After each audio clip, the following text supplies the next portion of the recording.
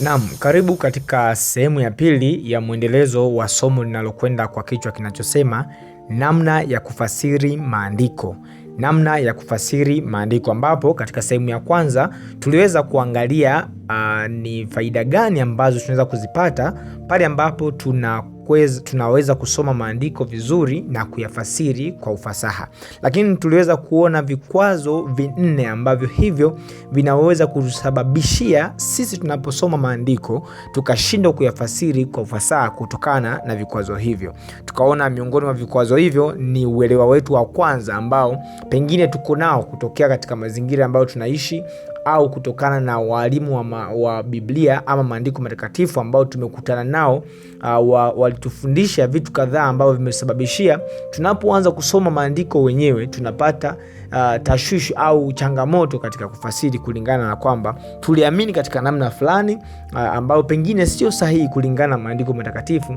Na unapokuja kusoma mwenyewe tena, au unapokuja kufundishwa wakati mwingine hayo maandiko ukaona yanapishana, ukapata shida kuweza kulipokea pengine lile neno la kweli kwa ambalo ulipokea wakati mwingine kutokana na kile ambacho ulikipokea hapo mwanzoni. Na hivyo na sehemu hii ya pili tunakwenda kuangalia sasa kanuni 5 muhimu ambazo zitatusaidia tuweze kuyaelewa maandiko vizuri baada ya kuyasoma. Na Mungu wetu wa mbinguni aweze kutusaidia pale ambapo tunakwenda kujifunza ama kutafakari pamoja kanuni hizi, basi tuweze kuzielewa na ziweze kutusaidia kulingana na pale ambapo Mungu ataruhusu tuweze kuzielewa na kuweza kuzitumia katika maisha yetu.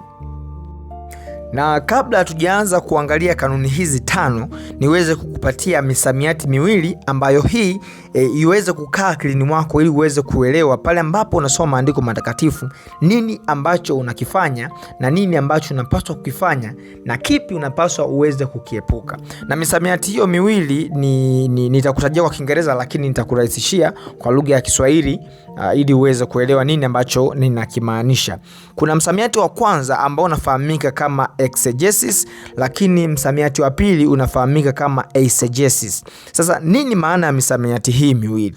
Maana ya exegesis, au unaposikia neno exegesis, wala hauhitaji kuwa na taaluma nyingi kuweza kuelewa hii misamiati au kuweza kuitumia. Hapana, ninatamani uweze kupata angalau kanuni hizi kwa njia rahisi zaidi, hata kama elimu yako ni ndogo au ya kati, au vyovyote vile ambavyo Mungu ameruhusu uweze kusikiliza sauti hii, basi uweze kuelewa na uweze kuona mambo ni rahisi. Na lengo la Mungu kwetu sisi katika kuisoma maandiko matakatifu sio kuficha ujumbe, isipokuwa sisi tuweze kuelewa ujumbe kulingana na neema aliyotupatia.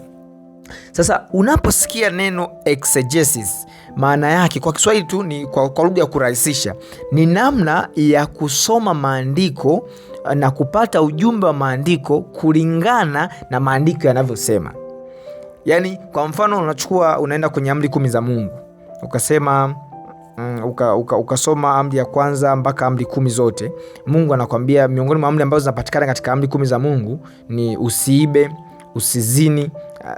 Unaposikia usiibe, ni Mungu anamaanisha moja kwa moja usiibe. Na unaposikia usizini, ni Mungu anamaanisha moja kwa moja usizini. Yaani usianze pale ambapo sasa unaanza kusema kwa mfano ninazini, kwa mfano Biblia inaenda mbali, inasema Yesu anasema kwamba hata ukimtazama mwanamke kwa kumtamani tayari umekwisha kuzini naye. Lakini sasa wewe unakuja na maana yako baada ya kusoma usizini, unasema kuzini. Sasa kwa mfano labda tu nimemshika tu mwanamke kidogo tu, au labda sijakutana naye kabisa physically, tukakutana kabisa, nimekutana naye kwa hisia tu au kwa kutafakari, hapo nimekuwa nimezini gani? Hapo sinakuwa sijazini au inakuwaje? Lakini kumbe maana ya kuzini inaenda mbali. Mungu amefafanua hayo yote ni namna au ni vitendo vya kiuasherati ambavyo vinaingia kwenye kundi la uzinifu. Kwa hiyo unaposema exegesis ni kupata maana ya maandiko kulingana na maandiko yanavyosema.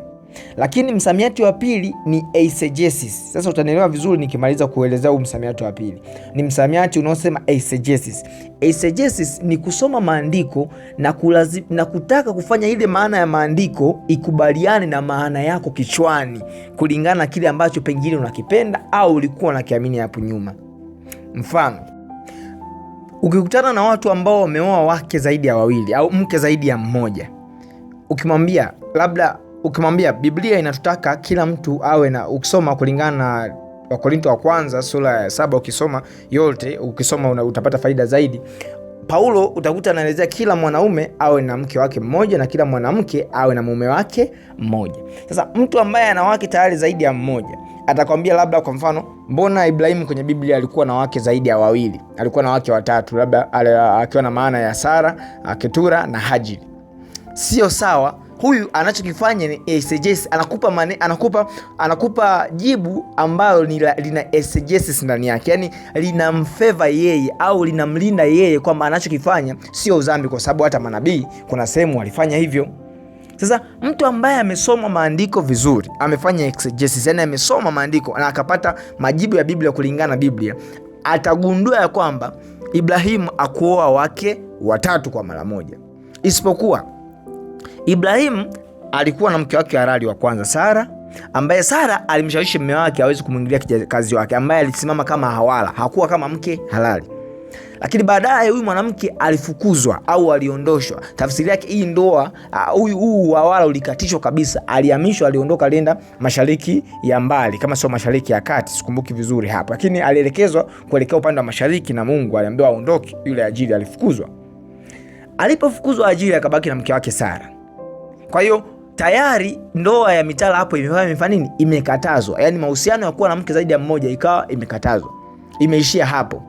Baadaye akafa. Sara akafa katika sura ya 23 kitabu cha Mwanzo. Alipokufa ndipo ambapo Ibrahimu anakuja kuoa mwanamke mwingine kutoka Ethiopia ama Kush, ambaye anaitwa Ketura. Sura 25 ukisoma mstari wa kwanza ukianzia hapo, maelezo yapo ya kutosha katika kitabu cha Mwanzo. Kwa hiyo sasa mtu ambaye sasa anajitetea kwamba ana uhalali wa kuwa wake zaidi ya mmoja atatumia hapo, lakini atakuwa amedanganya. Ametoa ndo ile katika sehemu ya kwanza tumesema hiyo ni argument from silence. Yani anatoa majibu ama maelezo au hoja sehemu ambapo hazina ushahidi wa kujitosheleza. Ila anatoa ili aweze kuonekana amejibu na ushahidi upo, ila haupo.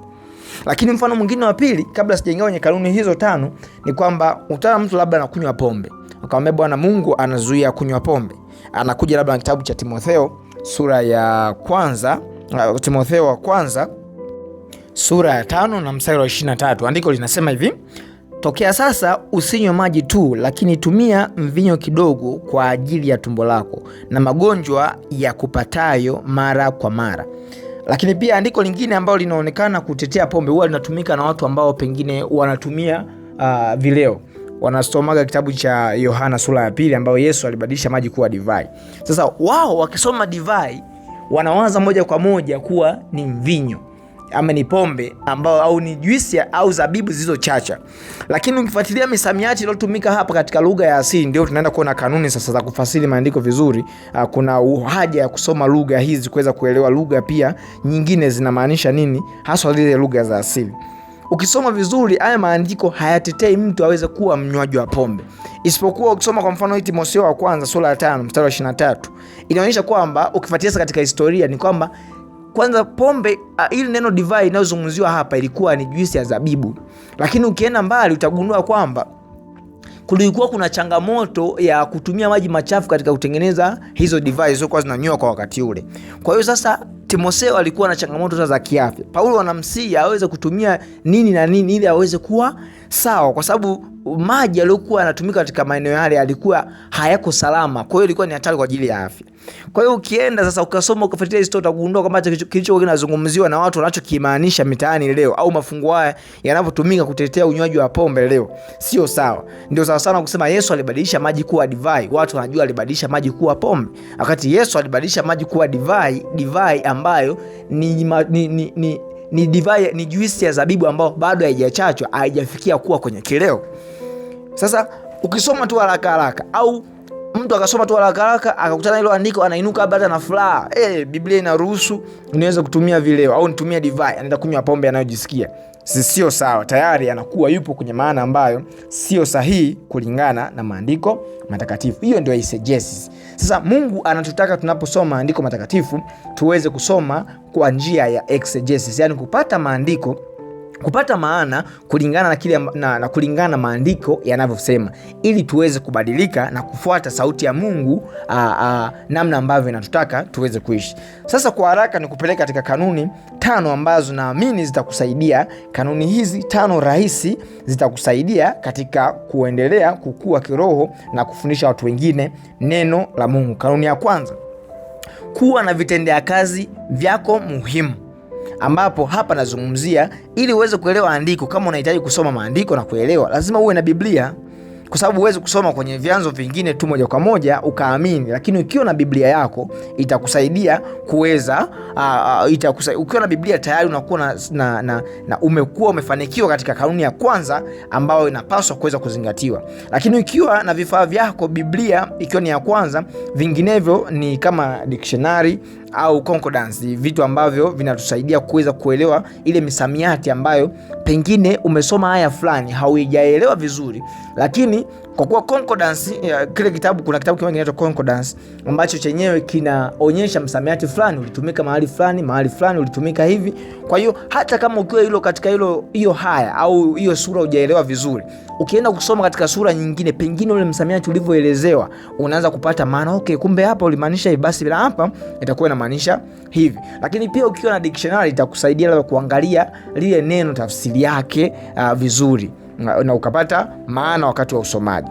Lakini kanuni ya pili muhimu, ambayo unapokuwa na vitendea kazi vyako, unapaswa kumuomba Mungu ili aweze kukupa hekima ya kuweza kuelewa. Kwa hiyo kanuni ya pili, omba Mungu akusaidie uweze kuelewa kile ambacho unakwenda kusoma ama kujifunza katika Biblia. Kanuni ya tatu, read the scripture. Soma maandiko. Yaani ukisha muomba Mungu, soma maandiko. Soma, pengine ni aya fulani unahitaji uisome katika maandiko matakatifu na uweze kuelewa au kupata kitu fulani. Ama kama sio aya, pengine ni paragraph nzima. Ninaposema paragraph ni mstari sasa zaidi ya 1, 2 imeenda inajielezea, au sura nzima ya kitabu fulani au kitabu kizima. Sasa soma, kama ni kitabu cha Luka unahitaji kuweza kukielewa, anza kusoma hicho kitabu cha Luka kutokea katika kitendea kazi chako cha kwanza ambacho ni Biblia. Ndio kitendea kazi cha kwanza kikubwa na muhimu. Lakini unaposoma sasa maandiko, zingatia, kama umesoma maandiko fulani katika hiyo sura labda haujaelewa vizuri, usiishie hapo njiani. Kama hujamaliza paragraph nzima au hujamaliza sura nzima, kama ni sura ya kwanza hujaimaliza, au ulikuwa unasoma katika kitabu cha Mwanzo labda mstari wa kwanza na wa pili, kama hujaelewa kinachoelezewa hapo, endelea mpaka mwisho wa sura. Na ukiona bado umeendelea katika hiyo sura hujapata maana, nenda katika sura inayofuata. Usichoke mpaka utakapopata maana ya kile kitu ambacho umekisoma. Na ndio maana nimekuambia mfano wale pale ambapo tunasema Ibrahimu alioa wake zaidi ya 2. Ukiishia tu katika sura labda kabla ya sura ya 20, unaweza ukasema kweli Ibrahimu alikuwa na wake, alikuwa na mke, alikuwa Sara, lakini akawa na mke mwingine Hajiri. Lakini ukienda kwenye sura 23 utagundua kuwa baadaye Sara anakufa, baadaye Ketura anakuja kuolewa akiwa Ibrahimu hana mke mwingine. Kwa hiyo kwa kusoma sura ya kwanza, ya pili, ya tatu na kuendelea mbele, unakuja kupata majibu ya sehemu ambayo pengine haukuelewa hapo mwanzo. Lakini katika wakati unaposoma maandiko, kama ni sura fulani ya kitabu, kuna kitu muhimu pia cha kuzingatia hapa kabla hujaanza kutafuta maana, au pengine umeanza kusoma lakini umeanza kutokuelewa, umeanza kuchanganyikiwa labda na kitu fulani. Zingatia, angalia ni kitabu gani unachokisoma. Je, pengine unasoma labda kitabu cha kiunabii, labda kitabu cha Daniel. Unaanza kukutana labda kukawa na wanyama 2 au wanyama 4 wametokea baharini, wamefanyaje? Labda unasoma kitabu cha Ufunuo, zimetumika lugha za mafumbo ambazo zinaonekana ni ngumu kueleweka. Sasa unaposoma vitabu labda vya kiunabii, unapaswa kuzingatia kuwa kuna ufunguo ambazo zinakusaidia kuweza kuelewa lugha ambazo utazikuta katika muktadha wa vitabu vya kiunabii. Kwa hiyo pengine unasoma kitabu cha unabii. Kwa hiyo ukishaona tunasoma kitabu cha unabii, zingatia, ukiona lugha fulani, fuata ufunguo wake, tafuta katika maandiko matakatifu, maelekezo yapo ili usiweze kuchanganyikiwa. Na ndio maana jambo hili la kutokulizingatia hichi ninachokisema, wengine wamesema vitabu labda vya unabii havieleweki. Mungu Yesu atakaporudi mara ya pili ndio atakuja kuvielezea, au ukifika mbinguni ndio vitakwenda kufundishwa. Ni jambo ambalo kimsingi halina mantiki, kwa sababu Mungu ametupa Biblia tusome duniani, alafu wewe unasema hivi vitaeleweka mbinguni, na wakati kuna vitu vya muhimu ambavyo Mungu anataka tuweze kuvielewa kabla hajarudi mara ya pili, ili tuweze kuwa aware na tujiandae kupitia hivyo. Lakini pia hata unaposoma vitabu vya Paulo mahali fulani mtume Petro anasema, ukisoma katika kitabu cha waraka wa Petro wa pili sura ya 3 mstari wa 15 na 16, utasoma kwa muda wako. Petro anasema wakati watu wengine wasio na elimu wanashindwa kuvielewa vitabu vya Paulo. Kwa nini? Paulo kuna wakati ametumia lugha ngumu, kutokana na Paulo alikuwa ni msomi. Kuna wakati alikuwa kichwa chake kimejaa misamiati kidogo ambayo inahitaji akili iweze kuchangamshwa, inahitaji kuwaza kwa undani iweze kuelewa. Sasa kuna wakati kusoma vitabu vya Paulo ukaona Paulo kana kwamba anapingana na manabii wengine au mitume, au anapingana na maandiko, kwamba Paulo tuseme Paulo anaanisha vitu vingine ambavyo vinaonyesha huko nyuma vilikuwa vinafanyika, lakini Paulo anavikataa hivyo vitu. Sio sawa. Isipokuwa Paulo kuna wakati alikuwa anatumia misamiati ambayo unapaswa kuweza kuwa na elimu ili uweze kuelewa vizuri. Na simaanishi kwa kusema hivi, haimaanishi kama vitabu vya Paulo vinahitaji uwe na degree au uwe na masters au umemaliza form 4 ndio uweze kuelewa. Hapana, inahitaji utulivu na elimu ambayo itaongozwa na Roho Mtakatifu. Hasa pale ambapo unashindwa, sasa inapaswa uweze kuuliza pengine wazee wako wa kanisa au wenye karama unaona wamekuzidi wewe, kwa sababu Mungu ametupa karama tofauti katika kuyafasiri au katika kutumika katika shamba la Bwana ili kuweza kufundisha neno la Mungu na tujiandae na ujio wake mara ya pili. Kwa hiyo ukiona una changamoto katika kuelewa hilo, wafuate ambao unaona hawa kwa kweli Mungu amewapa neema ya kuelewa, wana maarifa kuhusiana na maandiko, waweze kukusaidia. Lakini vivyo hivyo hata katika vitabu vingine, labda unasoma vitabu vya gospel, kwa maana vitabu vya injili vina mtindo wake na uelewekaji wake unakuwa tofauti na vitabu vingine. Kwa hiyo unapoanza kusoma andiko, zingatia unasoma kitabu gani. Lakini pia angalia muktadha wa andiko. Usiishie na andiko njiani ukatengeneza fundisho fulani au ukatoka na fundisho fulani kwa kutokuelewa hicho kitu unachokisoma maisha njiani. Ukiendelea mpaka mwisho, maana inawekwa vizuri. Lakini swala lingine ambao au kanuni ya 4 ambayo natamani tuweze kuizingatia sasa, ambao hii inakuwa kiini cha somo letu la leo. Sasa unaweza kufasiri. Baada ya kusoma hilo andiko, baada ya kusoma paragraph au chapter kadhaa, umekusanya maandiko yale, labda umesoma kitabu fulani au aya fulani umeshindwa kuelewa, ukachukua Biblia nyingine, kwa sababu hii nayo kanuni katika wakati unasoma maandiko inafaa kutumika. Ukiona Biblia umesoma labda Kiswahili cha Unguja hujaelewa vizuri, unachukua Kiingereza, umeona hujaelewa vizuri King James Version, unachukua toleo lingine, matoleo tofauti unaweza kuyahusisha katika hii hatua ya 3 ili kuweza kupata maana ya lile andiko unayolisoma. Na ukianza kusoma labda hizo haya katika vitabu hata 4 au Biblia 4 tofauti, matoleo tofauti ya lugha, ukaweka kwa pamoja, unaanza sasa, unaweza kuingia hatua ya 4 ya kufasiri ama kuangalia kwa ujumla yale maandiko kwa pamoja yanaleta maana gani. Au umesoma labda kitabu cha Luka, umeshindwa kuelewa kidogo habari ya chukizo la uharibifu ni nini, ukaja kwenye kitabu cha Mathayo sura 24 ukaanzia ukafika mstari wa 14 15 na kuendelea, ukaanza kutafuta, ukaanza kupata maana ya chukizo la uharibifu ni nini. Ukatoka kitabu hicho tena ukaenda kitabu cha Marko, kwa pamoja utaelewa okay, huko ameelezea hivi chukizo la uharibifu ni nini, huko amesema okay ni kuzingirwa kwa mji wa Yerusalemu. Lakini katika wakati wa pili wa ujio wa Yesu Kristo, itakapotangazwa sheria ya Jumapili kwa ulimwengu, ndio itakuwa chukizo la uharibifu kwa mara ya pili. Kwa hiyo ukachanganya maandiko tofauti huku kidogo na huku kidogo, unapata maana pengine katika kitabu fulani haukuelewa vizuri. Kwa katika hatua ya 4 unaruhusiwa sasa kuanza kufasiri baada ya kupitia paragraph kadhaa au aya kadhaa katika Biblia unayoisoma. Kwa hapa unaanza kufasiri, na unapofasiri sasa kile ambacho kinakuja au unakisikia kutoka katika yale maandiko, unaenda katika hatua ya 5 ambao tunasema fanya application au matumizi maishani. Kile ambacho unachokisoma, labda umeambiwa, umekutana na andiko linakwambia usizini, ukasoma haya zaidi ya 10 au 20, ukaona zinaelezea uzinzi kwa mapana yake na uasherati kwa ujumla, vitendo vyote vya ngono na Mungu namna ambavyo anakataza.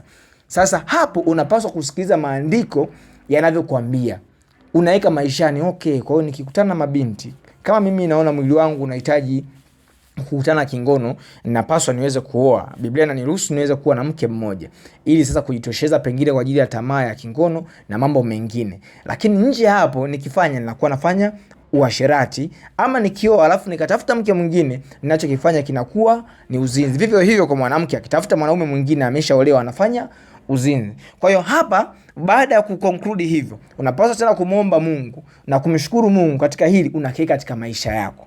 Hiyo ndio hatua ya mwisho. Sasa unapata badiliko wewe, kwa sababu tuliona unaposoma maandiko vizuri. Tulianza katika sehemu ya watu tukasema sura ya 17 mstari wa 3 kitabu cha Yohana inasema, wakujua wewe Mungu wa kweli wa pekee na Yesu Kristo uliyemtuma. Faida ya kwanza tuliona kwamba wewe mwenyewe ndio unapaswa kufaidika. Kwa hiyo unapaswa kuacha dhambi au kujifunza kutokana kile ambacho umesoma katika maandiko matakatifu. Sio wewe kuyafundisha maandiko matakatifu. Kwa sababu wewe maandiko umeyakuta na ni hekima ya Mungu katika kutuongoza sisi ili tuweze kutembea katika njia iliyo salama na ya haki. Kwa hiyo hizi ndio njia 5 ambazo ukizizingatia kwa hakika Mungu atatusaidia kuweza kushinda dhambi na kuwa watu wema katika jamii, kuwapendeza wanadamu na kumpendeza Mungu mbinguni. Na atakaporudi mara ya pili, tutakuwa na uhakika na tumaini lile tunalolisubiri la kumlaki Yesu Kristo mawinguni na kuishi milele pasipo kifo, magonjwa, njaa wala taabu yoyote. Niambie, katika hizi kanuni 5 ambazo nimekupatia, ni ipi ambao unadhani ukuweza kuitambua hapo kwanza? Au katika zile njia mbili, misamiati ile miwili ambayo nimekuambia uweze kuizingatia, exegesis na eisegesis, unadhani kwa muda gani walimu wa injili ambao umekuwa ukiwasikiliza kanisani kwako au wewe mwenyewe umekuwa ukitumia, ni njia ipi ambayo umekuwa ukiitumia sana, pengine ni nzuri au ni mbaya, na utafanya nini ili kuweza kumpendeza Mungu na kuwa sehemu salama na kuendelea kufurahia maandiko matakatifu? Natamani kuona comment yako hapo, lakini unaweza kushare ujumbe huu kwa watu wengine, lakini usisahau kusubscribe ili tuendelee kukusanyika katika channel yetu hii ya Mount Moriah na kuweza kuwafanya watu wengine ambao bado hawajapata ujumbe huu ili waweze kupata kusukumiwa ujumbe hizi na YouTube kwa haraka na wao waweze kusikiliza. Mungu akubariki sana. Nikukaribisha katika masomo mengine yanayofuata ili tuendelee kujifunza pamoja neno la Mungu. Asante.